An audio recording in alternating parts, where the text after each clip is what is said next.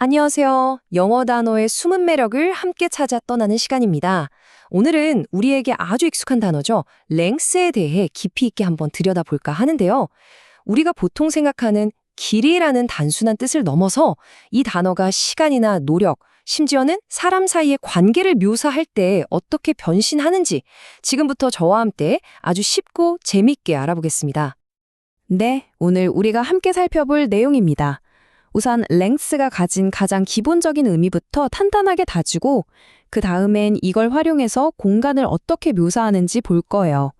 그리고 나면 시간과 노력 같은 추상적인 개념으로 의미가 확장되고 마지막엔 관계나 생각까지 넘나드는 length의 다채로운 얼굴들을 만나본 뒤에 깔끔하게 총정리하는 시간을 갖겠습니다. 자, 그럼 출발해 볼까요? 자, 그럼 첫 번째 순서입니다. 여기서는 length라는 단어의 뿌리라고 할 수 있죠. 가장 기본이 되는 두 가지 개념에 대해서 알아볼 텐데요. 물리적인 거리와 시간의 길이라는 이 두 핵심 의미, 이것만 확실히 잡아도 절반은 성공입니다. length라는 단어에는요, 크게 두 가지 얼굴이 있다고 생각하시면 돼요. 하나는 우리가 자로 잴 수 있는 눈에 보이는 물리적인 길이고요. 다른 하나는 시계로 잴 수 있는 눈에 보이지 않는 시간의 기간이죠. 보통 넓이나 깊이가 아니라 한쪽 끝에서 저쪽 끝까지의 거리를 말할 때 쓰는 바로 그 개념입니다. 그럼 예문을 통해 이 두 가지 의미가 어떻게 다른지 확실하게 느껴볼까요? 먼저 AI의 목소리로 들어보시죠. What is the length of the swimming pool? 네, 그 수영장의 길이는 얼마인가요? 라는 뜻이죠. 이건 너무나 명확하게 물리적인 거리를 묻고 있는 거고요. 다음 문장도 한번 들어볼게요. The length of the movie is about 2 hours. 그 영화의 상영 시간은 약 2시간이다. 여기서는 길이가 시간을 의미한다는 게 바로 와닿으시죠?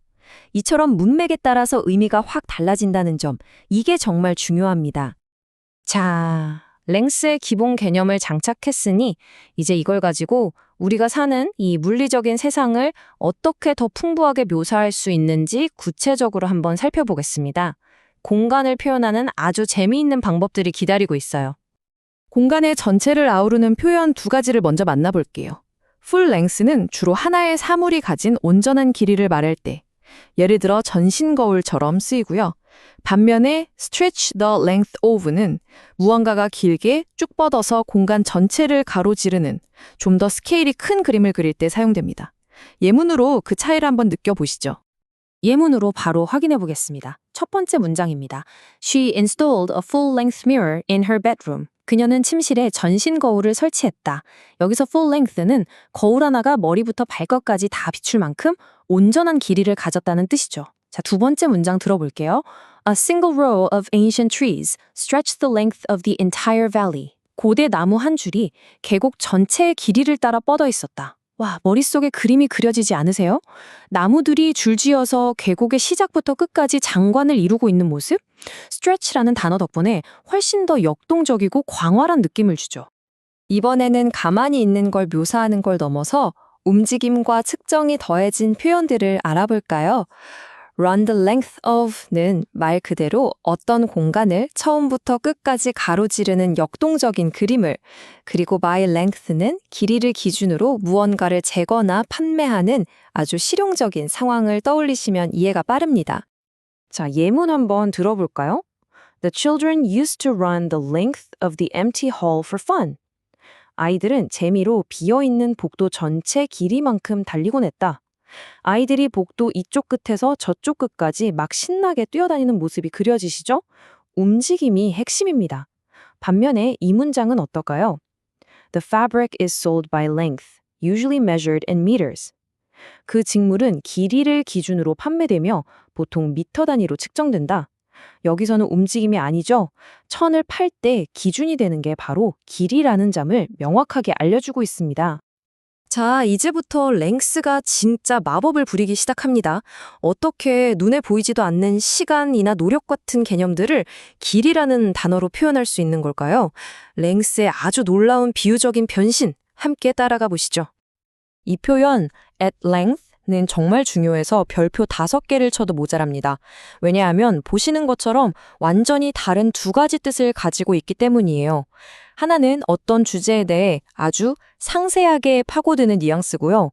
다른 하나는 오랜 시간이 흐른 뒤에 마침내 결국 무언가가 이루어졌다는 뜻입니다. 문맥을 제대로 파악하지 못하면 완전히 잘못 해석할 수도 있겠죠?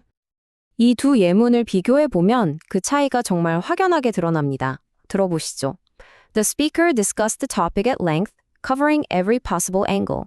연사는 그 주제를 상세하게 논의했다. 여기서 at length는 시간의 끝을 말하는 게 아니라 논의의 깊이와 상세함을 강조하고 있는 거죠. 그럼 두 번째 문장은요? After weeks of deliberation, the committee agreed at length on the final design. 몇 주간의 숙고 끝에 위원회는 마침내 최종 디자인에 동의했다. 여기서는 오랜 기다림과 논의라는 시간의 끝에 도달한 결과를 의미합니다. 어때요? 정말 뜻이 다르죠? Go to great lengths라는 표현은요, 마치 한 편의 감동적인 성공 스토리 같아요. 여기 보시는 것처럼 먼저 어려운 목표를 딱 세우고 그걸 이루기 위해서 할 수 있는 모든 방법을 동원하는 거죠. 정말 피나는 노력을 해서 마침내 원하는 결과를 얻어내는 그 모든 과정을 담고 있는 표현입니다. 우리말로 하면 가진 애를 쓰다, 엄청난 노력을 기울이다 정도로 이해하시면 딱 맞습니다. 이 예문이 정말 찰떡이네요. 한번 들어보시죠.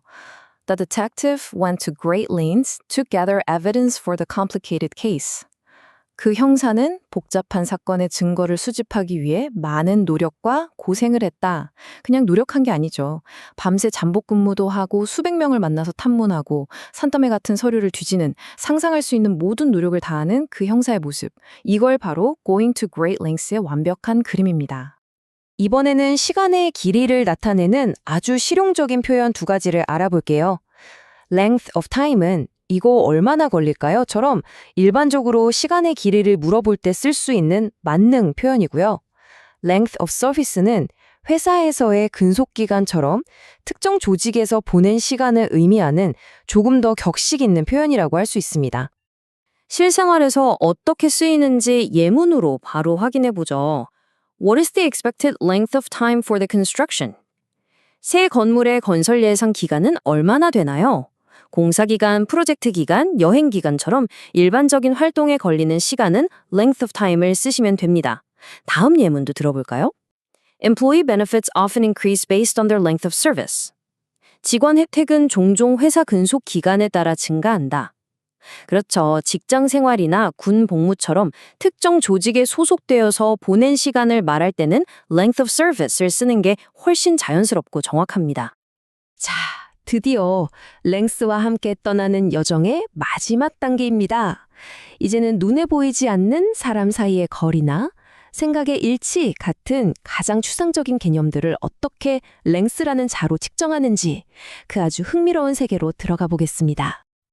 arm's length라는 표현 정말 재미있지 않나요? 말 그대로 팔 길이만큼의 거리를 뜻하기도 하지만 우리가 주목해야 할 건 바로 이 비유적인 의미입니다.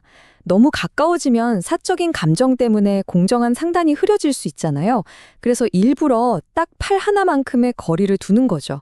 특히 비즈니스나 공적인 관계에서 객관성을 유지해야 할 때 아주 핵심이 되는 개념입니다. 네, 바로 이런 상황에서 쓰이는 거죠. 들어보시죠. The government ensured the negotiation was kept at arm's length to maintain objectivity.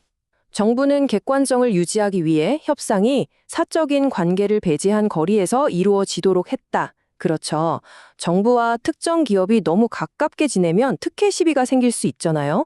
그래서 공정함과 투명성을 위해서 일부러 거리를 두는 것, 이것이 바로 at arm's length 관계의 핵심입니다. 웨이블랭스라는 단어는 원래 어디서 왔는지 알면 의미를 이해하기가 훨씬 쉬워요. 원래는 물리학에서 라디오 파동 같은 것의 길이를 뜻하는 말이거든요.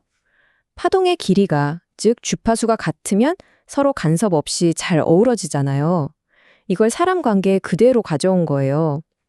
사람 사이에서도 생각의 파장이 같으면 말이 잘 통하죠. 우리가 흔히 쓰는 말로 주파수가 맞다, 코드가 맞다고 하는 것과 똑같습니다.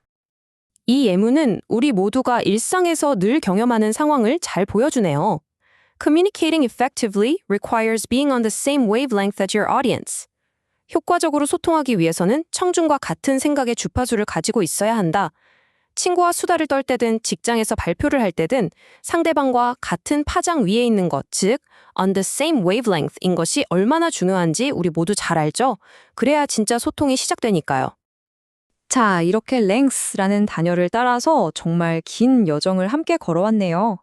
이제 우리가 배운 이 다채로운 표현들을 한눈에 볼 수 있도록 깔끔하게 정리하면서 마무리를 해보겠습니다. 오늘 배운 내용들을 확실하게 내 것으로 만드는 시간이에요. 이 표 하나면 오늘 배운 내용이 머릿속에 착 들어올 겁니다. 한번 보세요. 물리적인 공간에서 시작해서 추상적인 시간과 노력, 그리고 더 나아가 관계와 생각까지 랭트라는 단어 하나가 이렇게 4가지 범주를 자유롭게 넘나들면서 풍부한 의미를 만들어낸다는 게 정말 놀랍지 않나요? 이 표는 잠시 화면을 멈추고 보시거나 캡처해 두시면 앞으로 영어를 공부하고 사용할 때 아주 든든한 무기가 될 겁니다. 오늘 저와 함께한 시간 어떠셨나요? 이제 length라는 단어가 단순히 자나 줄자 같은 도구를 넘어서 우리 삶의 깊이, 노력의 시간, 관계의 거리까지 재는 아주 섬세하고 멋진 도구처럼 느껴지지 않으시나요? 이처럼 단어 하나에 담긴 새로운 세상을 발견하는 즐거움을 다음 시간에도 여러분과 함께 나누고 싶습니다. 오늘 정말 고생 많으셨습니다. 감사합니다.